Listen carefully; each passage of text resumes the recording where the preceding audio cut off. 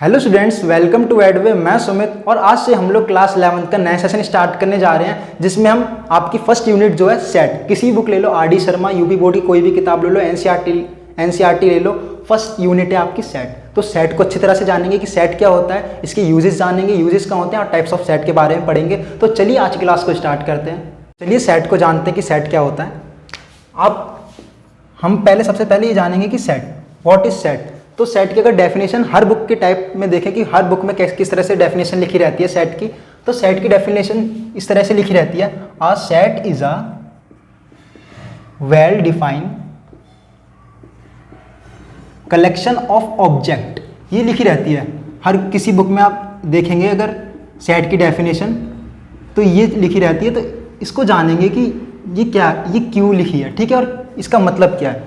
तो आपको सिंपल ये समझ आ रहा होगा, A set is a well defined collection of object. तो कलेक्शन ऑफ ऑब्जेक्ट का मीनिंग तो हमें सिंपल समझ आ रहा है कि ये क्या है, ऑब्जेक्ट्स का क्या है, कलेक्शन। हम ऑब्जेक्ट्स का क्या कर रहे हैं, ग्रुप कर रहे हैं, मतलब उनको क्या कर रहे हैं, ऑब्जेक्ट्स को कलेक्ट कर रहे हैं। तो ये तो हमें सिंपल समझ आ रहा है कि सेट का मतलब क्या होता है, कलेक्शन ऑफ ऑब्जेक्ट। लेकिन इसके साथ साथ एक चीज और लिखी है, well defined. What is well defined, बात आती है इसकी। तो सेट को अच्छी तरह से जानेंगे, बिल्कुल बेफिक्र होकर।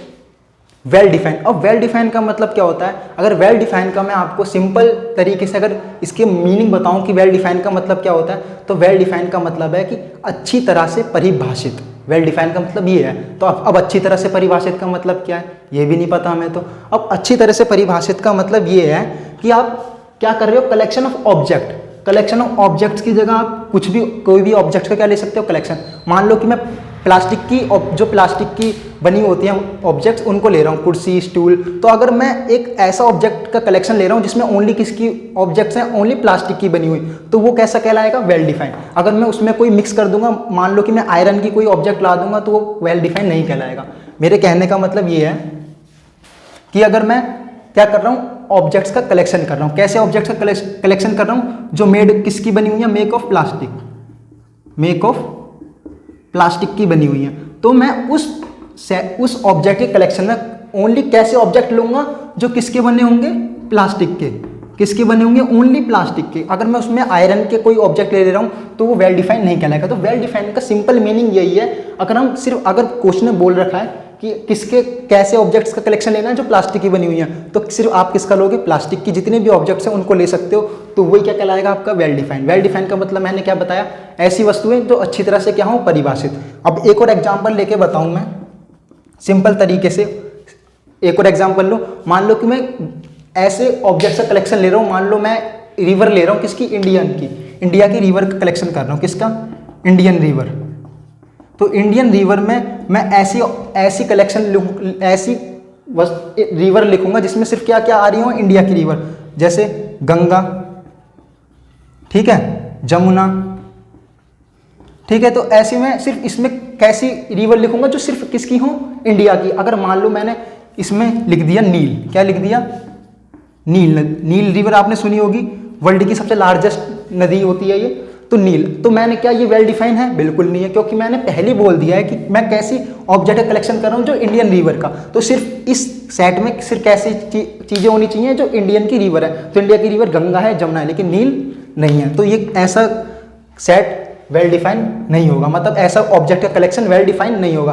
तो मैंने यही समझाया कि a set is a well defined collection of object. तो हमें ऑब्जेक्ट का कलेक्शन लेना है, और वो कलेक्शन कैसा होना चाहिए, वेल डिफाइंड। वेल डिफाइंड का मतलब अच्छी तरह से क्या होना चाहिए, वो परिभाषित। अब अच्छी तरह से परिभाषित का मतलब मैंने क्या बताया, अगर हम इंडियन रिवर ले रहे हैं तो उसमें सिर्फ कैसा कलेक्शन होना चाहिए, सिर्फ इंडियन रिवर होनी चाहिए सारी, तो वही क्या कहलाएगा, वेल डिफाइंड। अगर मैं प्लास्टिक की बनी हुई वस्तुएं ले रहा हूँ तो उसमें सिर्फ कैसी ऑब्जेक्ट्स होने चाहिए, ओनली प्लास्टिक के होने चाहिए, आयरन के या किसी और मटेरियल के नहीं होने चाहिए, ओनली किसके होने चाहिए, प्लास्टिक के होने चाहिए।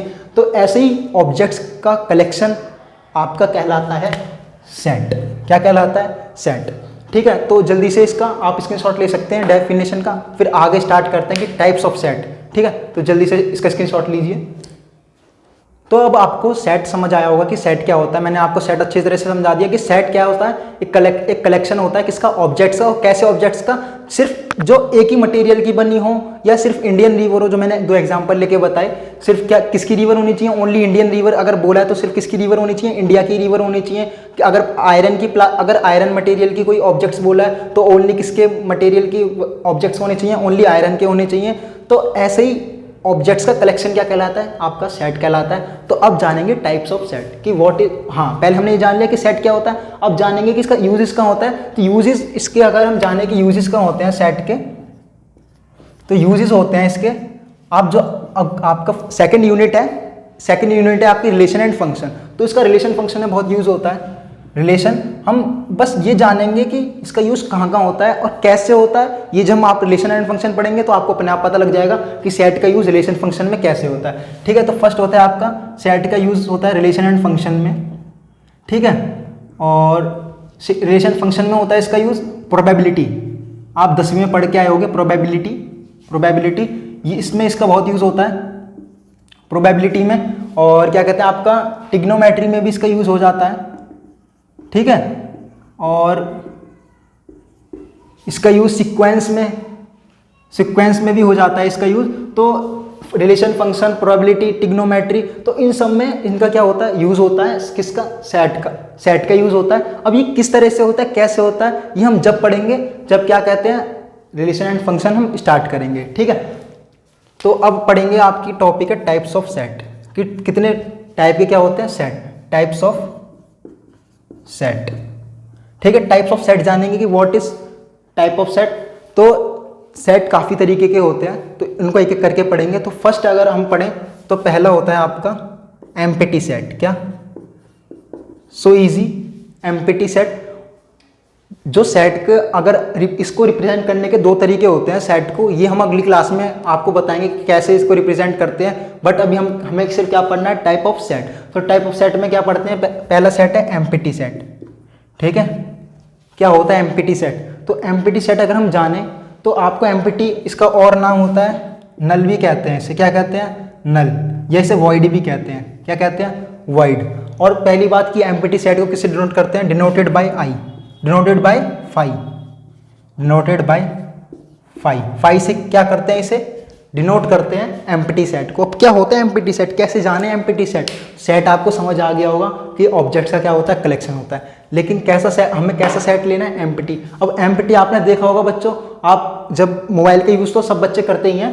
तो जिस मोबाइल में मेमोरी कार्ड नहीं होता है, जैसे आप कीबोर्ड के आप मोबाइल चलाते होगे, पहले चलते थे, जब जिसमें मेमोरी कार्ड नहीं होता ना, तब उसमें अगर हम किसी फोटो खींचते हैं ना तो उसमें एम्प्टी लिखा आता है। क्या लिखा आता है, एम्प्टी। एम्प्टी का मतलब उसमें क्या, मेमोरी कार्ड है नहीं तो फोटो खींचेगी नहीं, मतलब उसके अंदर कुछ भी चीज़ नहीं है ना। तो एम्प्टी सेट का अगर सिंपल मीनिंग जाने कि एम्प्टी सेट क्या होता है, तो एम्प्टी सेट का मतलब ऐसा सेट जिसके अंदर एक भी एलिमेंट ना हो, वो क्या कहलाता है, एम्प्टी सेट। जैसे कि आपने जब फोटो खोल के देखते हो कीबोर्ड वाले मोबाइल में, तो ऐसे मोबाइल में जिसमें मेमोरी कार्ड ना हो तो उसकी फोटो खोल के देखोगे तो क्या लिखा आएगा, एम्प्टी, मतलब उसमें कोई फोटो है ही नहीं। तो इसका ही मतलब क्या, एम्प्टी सेट। एम्प्टी सेट का मतलब ऐसा सेट जिसमें कोई भी एलिमेंट ना हो, तो वो क्या कहलाता है, आपका एम्प्टी सेट। ठीक है, तो एम्प्टी सेट क्या बताया मैंने, इसमें नंबर ऑफ एलिमेंट कितने हो, नंबर ऑफ एलिमेंट 0 मतलब एक भी एलिमेंट ना हो। इसे डिनोट किससे करते हैं, फाई से डिनोट करते हैं। और लिखते किस तरीके से हैं, फाई लिखते हैं। और ये किसका, इसे ब्रेसिस कहते हैं या ब्रैकेट्स। तो इसे क्या कहते हैं, सेट का ये दिखाने का, दर्शाने का एक तरीका होता है। ठीक है, शो करने का। तो इसको एम्प्टी सेट को इस तरह से दिखाते हैं। ठीक है, इसको डिनोट करते हैं फाई से, और इसके अंदर एक भी एलिमेंट नहीं होता। ठीक है, तो बस इसको क्या लिख देते हैं, सेट के अंदर क्या लिख देते हैं, सिर्फ ओनली फाई लिख देते हैं। ठीक है, तो एम्प्टी सेट आपको अच्छी तरह समझ आया होगा। ऐसा सेट जिसमें एक भी एलिमेंट ना हो वो क्या कहलाता है, आपका एम्प्टी सेट। इसको डिनोट करते हैं फाई से। और एम्प्टी सेट को कैसे लिखते हैं, इस तरीके से। अगर कोई पूछे एग्जाम्पल बताओ एम्प्टी सेट का, तो ये। ठीक है, अगर मैं आपको दूसरा एग्जाम्पल बताऊं किसका, ही एम्प्टी सेट का, तो मान लो हमारे पास, हम स्कूल गए, स्कूल में बच्चे आए हैं, क्या कहते हैं, 500 बच्चे हैं स्कूल में। कितने बच्चे हैं, 500। लेकिन क्लास 9th में, किसमें, क्लास 9th में एक भी स्टूडेंट नहीं आया है। क्लास किसमें, 9th में एक भी स्टूडेंट नहीं आया। ठीक है। तो क्लास 9th में एक भी स्टूडेंट नहीं आया तो मतलब क्लास 9th कैसा सेट कहलाएगी, एम्प्टी सेट, मतलब इसमें कोई स्टूडेंट आई नहीं। ठीक है, तो अगर हम ऐसा सेट ले रहे हैं जिसमें एक भी एलिमेंट ना हो तो वो क्या कहलाता है आपका, एम्प्टी सेट। तो एम्प्टी सेट आपको समझ आया होगा, जल्दी से स्क्रीनशॉट लीजिए फिर आगे स्टार्ट करते हैं। एम्प्टी सेट हमने फिनिश कर चुके हैं। एम्प्टी सेट क्या होता है, अब हमारी सेकंड हेडिंग है एम्प्टी सेट में फाइनाइट सेट। क्या, फाइनाइट और एंड इनफाइनाइट, इन दोनों एक साथ पढ़ेंगे, फाइनाइट एंड इनफाइनाइट सेट। पता है हम set, finite and infinite set, पता है हम सेट जब भी पढ़ रहे हैं तो हम जितने भी सेट के क्या पढ़ रहे हैं, नेम पढ़ रहे हैं, फाइनाइट, इनफाइनाइट, एम्प्टी अभी तक पढ़े हमने। तो इनमें इनके जो नाम है इनसे इनकी डेफिनेशन बन जाती है। जैसे फाइनाइट लिखा है, फाइनाइट का मतलब अगर आप जानते होगे तो फाइनाइट का मतलब होता है जो सर्टेन, सर्टेन मतलब निश्चित, और इनफाइनाइट का मतलब अनिश्चित, है ना। अगर हिंदी में अगर इनका मीनिंग जाने, इनफाइनाइट का मतलब अनिश्चित और फाइनाइट का मतलब निश्चित, मतलब सर्टेन। ठीक है, तो पहले पढ़ेंगे फाइनाइट सेट। क्या, व्हाट इज फाइनाइट सेट। तो अगर मैं इसके नाम से इसकी डेफिनेशन बताऊं, वैसे पेपर में डेफिनेशन तो आने की नहीं है, पेपर में तो क्या आएंगे, क्वेश्चन आएंगे, लेकिन हम क्या जान रहे हैं कि सेट के एक एक करके सेट पढ़ रहे हैं, क्योंकि पेपर में सेट जब तक ये नहीं जानेंगे तो क्वेश्चन भी कैसे होंगे, इसलिए पहले हम जानेंगे कि ये सेट क्या होते हैं, उसके बाद क्वेश्चन पे आएंगे। ठीक है, तो बात आती है किसकी, फाइनाइट सेट की। और फाइनाइट सेट की अगर मैं डेफिनेशन अगर इसके नाम से ही बनाऊं तो क्या बोलूँगा, फाइनाइट सेट। फाइनाइट सेट में क्या बोलूँगा कि ऐसा सेट जिसमें एलिमेंट जो हो क्या हो, सर्टेन, सर्टेन मतलब निश्चित हो, मतलब जिनके एलिमेंट क्या हो, काउंटेबल, काउंटेबल जिनको गिना जा सके। तो ऐसा सेट जिसके एलिमेंट को गिना जा सके, काउंट किया जा सके, या जिसके एलिमेंट क्या हो, निश्चित हो या सर्टेन, तो ऐसा सेट क्या कहलाता है, फाइनाइट सेट। एलिमेंट क्या होने चाहिए, फाइनाइट सेट में एलिमेंट होते हैं सर्टेन। सर्टेन मतलब निश्चित।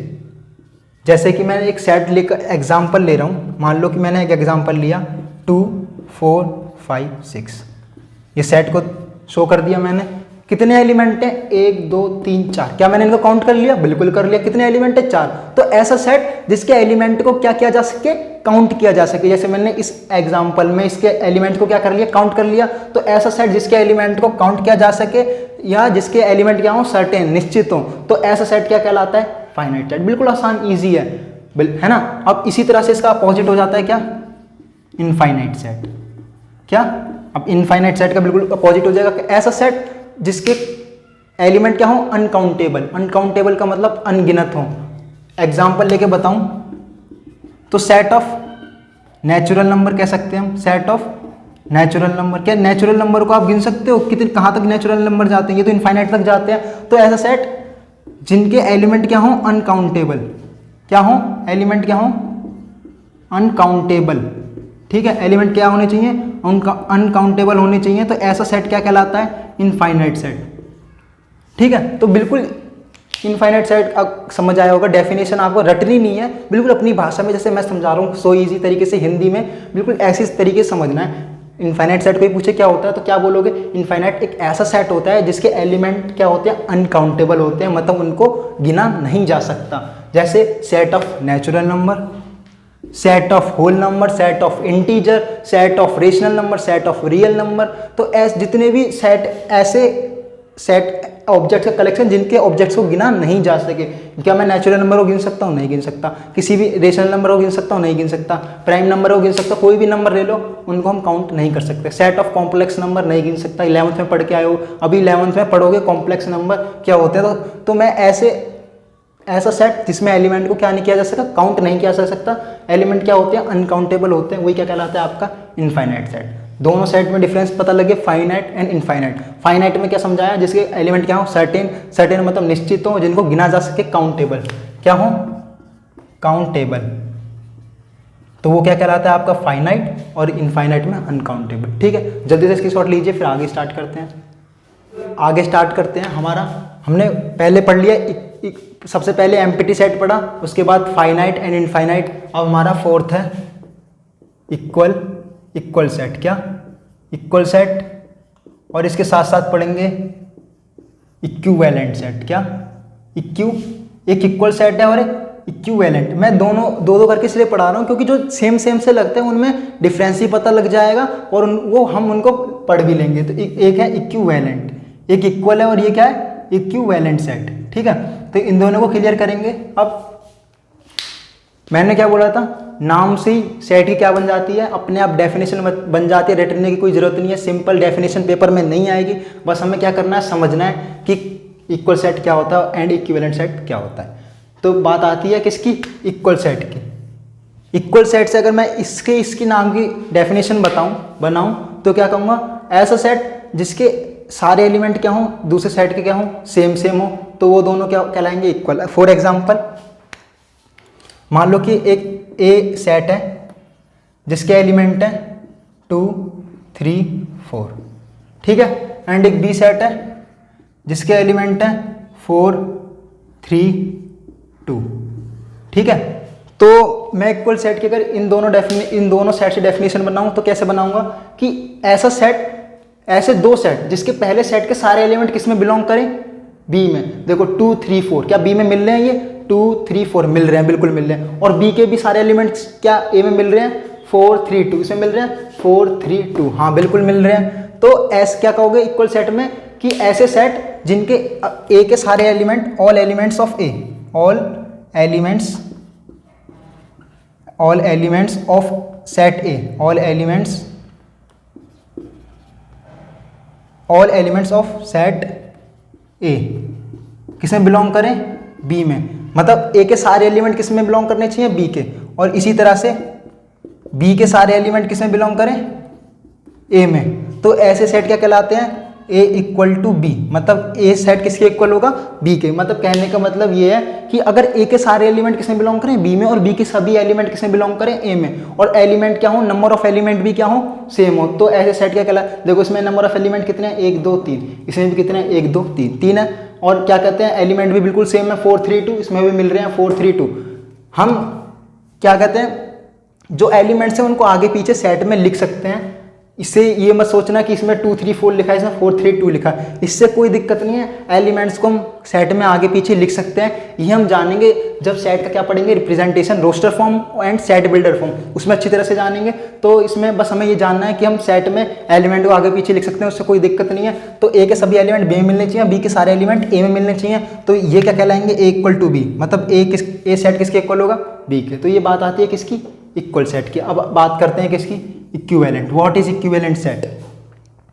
दोनों नाम सेम से लग रहे होंगे।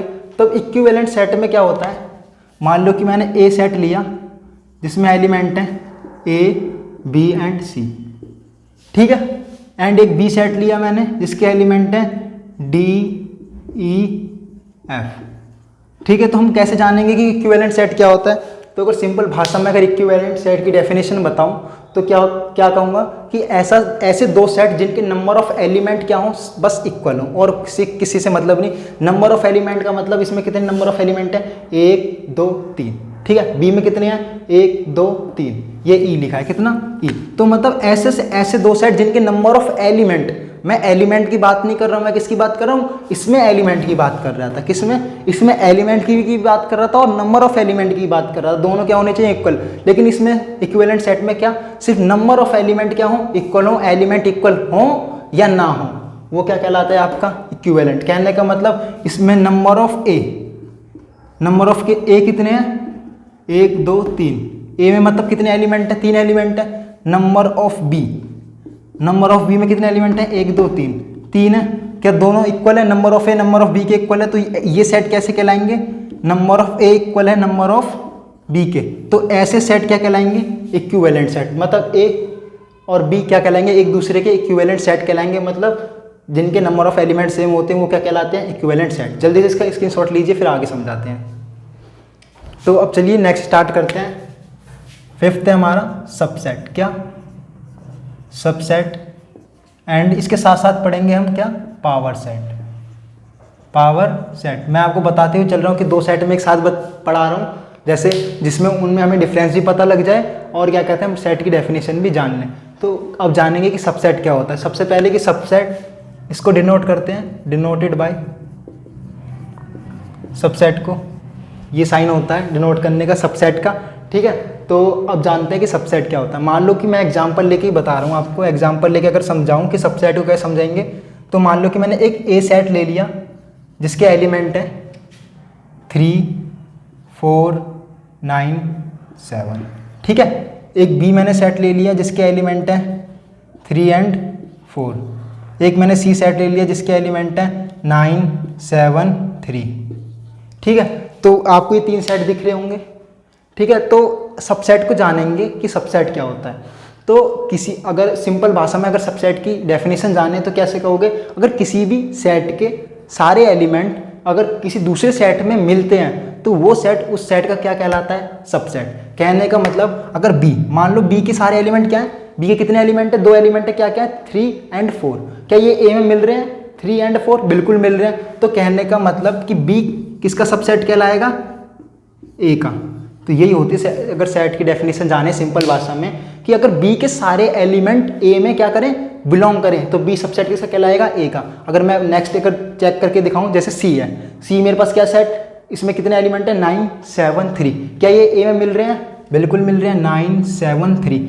हम एलिमेंट को आगे पीछे लिख सकते हैं, इससे कोई दिक्कत नहीं, अभी बताया मैंने। तो सी के सारे एलिमेंट, सी के सभी एलिमेंट किसके, सी के सभी एलिमेंट बिलोंग किस में कर रहे हैं, ए में कर रहे हैं बिलोंग। बिलोंग का मतलब होता है कि इसके सारे एलिमेंट इसमें क्या है, मिल रहे हों। तो सी के सारे एलिमेंट आपको दिख रहा होगा 9 7 3 से मिल रहे हैं, 9 ये रहा, 7 ये रहा, 3 ये रहा। तो सी सबसेट किसका कहलाएगा, ए का। ठीक है, तो यही होती है सेट की अगर सिंपल भाषा में अगर इसकी डेफिनेशन बताएं कि किसी भी सेट के अगर सारे एलिमेंट किसी दूसरे सेट में मिलते हैं तो वो सेट उस सेट का क्या कहलाता है, सबसेट कहलाता है। तो ये किसकी बात होगी, सबसेट की। अब जानते हैं क्या कि पावर सेट क्या होता है, पावर सेट। इसको भी एग्जांपल लेके समझेंगे। बिल्कुल सबसेट आपको समझ आ गया होगा, जिसको नहीं आता है समझ वो कमेंट में हमसे कमेंट सेक्शन में पूछ सकता है। ठीक है, तो अब आती है बात किसकी, पावर सेट की। मान लो मैंने एक एग्जांपल लिया पावर सेट में, ए कोई सेट है जिसके एलिमेंट है 2 एंड 5। ठीक है, एक मैंने बी सेट लिया जिसके एलिमेंट है ओनली कितना है 2, एक मैंने सी सेट लिया जिसके एलिमेंट है ओनली कितना है 5। ठीक है, एक मैंने डी सेट लिया जिसके एलिमेंट है ओनली, उसमें ये कौन सा सेट है अभी मैंने पढ़ाया, एम्प्टी सेट। ऐसा सेट जिसमें एक भी एलिमेंट ना हो वो क्या कहलाता है, एम्प्टी सेट। तो मैंने डी एक ऐसा सेट लिया जिसमें कितने एलिमेंट है, एक भी एलिमेंट नहीं है, मतलब कि कितने एलिमेंट है 5। ठीक है, 5 का मतलब एम्प्टी होता है। और एक मैंने ई सेट लिया, क्या ई सेट, जिसमें एलिमेंट है 2 एंड, मान लो मैंने बस डी तक लिया। ठीक है, तो अब पावर सेट को जानेंगे कि पावर सेट क्या होता है। जैसे आपको सबसेट समझाया सेम टू सेम, ये थोड़ा सा हल्का सा डिफरेंस है उससे पावर सबसेट से पावर सेट। तो पावर सेट में क्या है आपको दिख रहा होगा, बी के कितने एलिमेंट है, एक एलिमेंट है क्या है 2। क्या ए में मिल रहा है, बिल्कुल मिल रहा है। तो पहली बात कि बी सबसेट होगा किसका, ए का। क्यों, अभी मैंने सबसेट आपको समझा दिया कि अगर बी के सारे एलिमेंट ए में मिल रहे हैं तो बी किसका सबसेट होगा, ए का। तो आपको दिख रहा होगा 2, इसमें एक ही एलिमेंट है, ये किसमें मिल रहा है, ए में मिल रहा है, तो बी किसका होगा, सबसेट ए का। इसी तरह से देखो सी में कितने एलिमेंट है, एक ही एलिमेंट है, वो क्या है 5। क्या 5 ए में मिल रहा है, हाँ बिल्कुल मिल रहा है। तो सी किसका सबसेट होगा, ए का होगा, दिख रहा होगा आपको। इसी तरह से डी में तो एक एलिमेंट नहीं है, सिर्फ क्या है 5। तो जो एम्प्टी सेट होता है हमारा, एम्प्टी सेट कहें, वॉइड सेट या नल सेट, अभी मैंने पढ़ाया, तो वो हर किसी का क्या होता है, सबसेट होता है। मतलब जो हमारे पास डी सेट है वो ए का क्या होगा, सबसेट। मतलब जो एम्प्टी सेट होता है, एम्प्टी सेट जो हमने पढ़ रहा है, ये एम्प्टी सेट, ये हर किसी का क्या होता है, सबसेट होता है। इसमें कोई भी एलिमेंट नहीं होता, तो ये हर किसी का क्या कहलाता है, सबसेट कहलाता है। ठीक है, तो डी भी किसका सबसेट होगा, ए का। इसी तरह से हमने सी दिख रहा होगा 5 मिल रहा है इसमें, तो सी सबसेट ए हो गया, बी भी सबसेट ए हो गया। और एक और बात कि हर कोई सेट अपने आप का भी क्या होता है, सबसेट। जैसे आपको दिख रहा होगा 2 5, अब 2 5 इसमें मिल रहे हैं, बिल्कुल मिल रहे हैं। तो कहने का मतलब ए भी किसका सबसेट होगा, ए का। ठीक है, तो ए भी अपने आप का सबसेट हो गया, B subset A, C subset A और डी सबसेट ए और ए सबसेट ए। कोई भी सेट अपने आप का तो सबसेट होता ही है।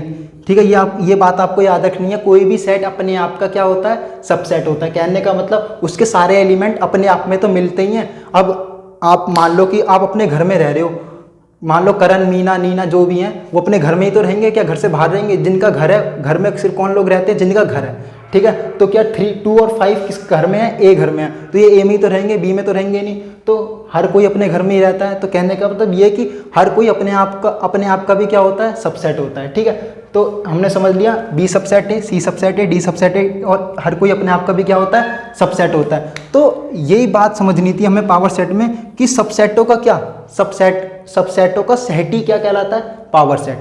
अब पावर सेट कि अगर मैं बताऊं एग्जांपल लेके, अगर इससे इनका बना हुआ एग्जांपल, तो हमारे पास एक क्या सेट है, बी में बी कौन सा सेट है, 2, तो बी की जगह कितना लिखेंगे, 2, एक है 3, 5, नेक्स्ट है हमारा 5,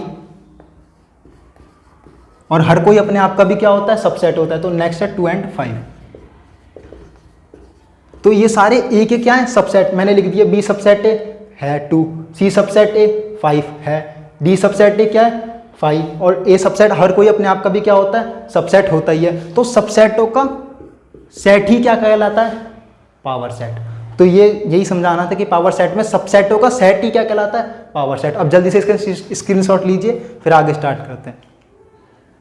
आई होप स्टूडेंट्स कि आप सभी को ये सारे टॉपिक अच्छी तरह क्लियर हो गए होंगे। अब हम नेक्स्ट क्लास में रिप्रेजेंटेशन ऑफ सेट पढ़ेंगे और एक्सरसाइज को कंटिन्यू करेंगे। तो तब तक के लिए हमारे चैनल को ज़्यादा शेयर कीजिए, लाइक कीजिए और सब्सक्राइब कीजिए और इसी तरह रेगुलर हमारे साथ जुड़े रहिए।